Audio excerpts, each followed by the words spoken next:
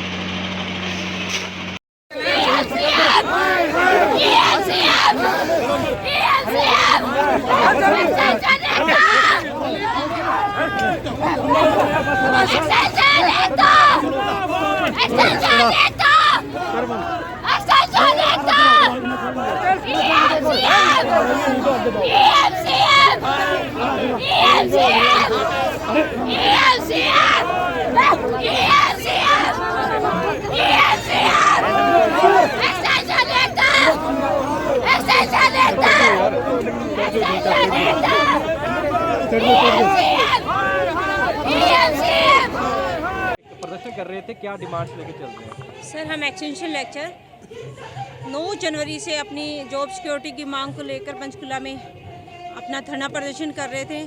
उसमें बिटवीन इन दिनों के दौरान हम 2 बार शांतिपूर्वक सीएम हाउस का घेराव कर चुके हैं। जब सरकार की तरफ से हमारी कोई सुध नहीं ली गई, उसमें सिर्फ हमें आश्वासन दिया गया और उस आश्वासन के पूरा ना होने के बाद 21 फरवरी से हम 5 साथी आमरण अनशन पे बैठे हुए हैं, जिसकी वजह उसके बाद भी सरकार ने हमारी तरफ नहीं ध्यान दिया।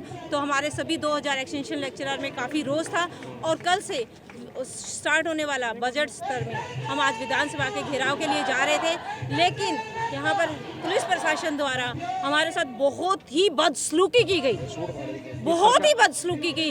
लड़कियों मतलब हमें बहुत बुरी तरीके से धकेला गया और कोई प्रोटोकॉल को कि फीमेल्स जेंट्स फैकल्टी के द्वारा हमारे ऊपर हाथ उठाया गया। और इससे भी ज़्यादा मैं क्या बताऊं, आप ये देखिए मेरे कपड़ों की हालात, ये देखिए खट्टर सरकार मुर्दाबाद, इंकलाब जिंदाबाद। इतनी बुरी तरीके से हमें घसीटा गया है। बहुत ही सरकार हमें पुलिस प्रशासन के बल से हमें दबा देगी, ये सरकार की बहुत बड़ी गलतफहमी है।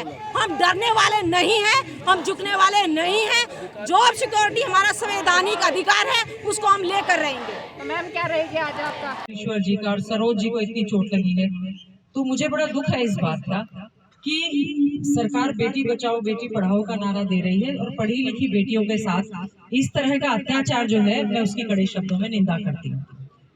आज जो हमारे यहाँ पर धरना चल रहा है, आप लोगों ने आदरणीय चौधरी भूपेंद्र सिंह हुड्डा जी, पूर्व मुख्यमंत्री, लीडर ऑफ अपोजिशन, हमारे जो सीएलपी के नेता हैं, उनको ज्ञापन दिया। मुझे भी झज्जर में राजपाल गुलिया जी हैं, उन्होंने ये ज्ञापन दिया। एक तो सबसे पहले हम आपको ये आश्वासन देना चाहते हैं कि जो आपकी मांगे हैं, जो मांग पत्र हमें मिला है, मजबूती के साथ कल जो हरियाणा का बजट सत्र शुरू हो रहा है, विधानसभा के सत्र के दौरान आपकी मांगों को मजबूती से सरकार के सामने रखने का काम करेंगे।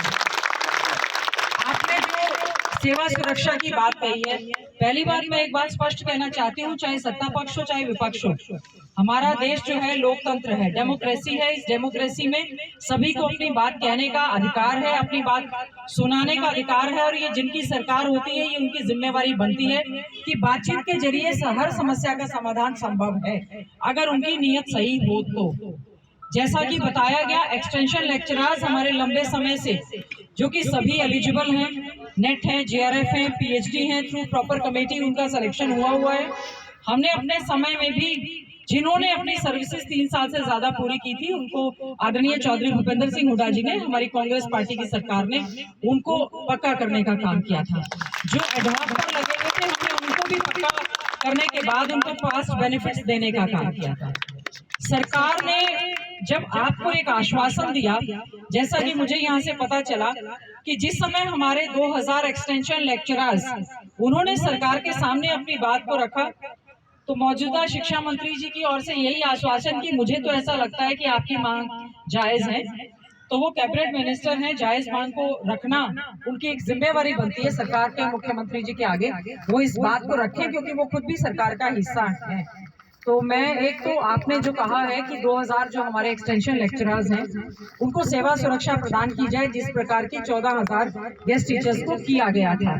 जो 14000 गेस्ट टीचर्स हैं अभी उन्होंने फिलहाल हाल ही में खून से लिखा हुआ पत्र हम लोगों को ज्ञापन के रूप में सौंपा है, जिसमें उन्होंने कहा है कि सरकार ने उनको 58 वर्ष तक की ये तो कहा है कि आपको बीच में रिलीव नहीं करेंगे, लेकिन आज तक भी उनके सेवा सुरक्षा रूल्स जो हैं वो नहीं बने हैं। उनके सर्विस रूल्स, उनकी छुट्टी जो टीए डीए बाकी बेनिफिट जो हैं उसमें भी अब तक सरकार की ओर से कोताही बढ़ी।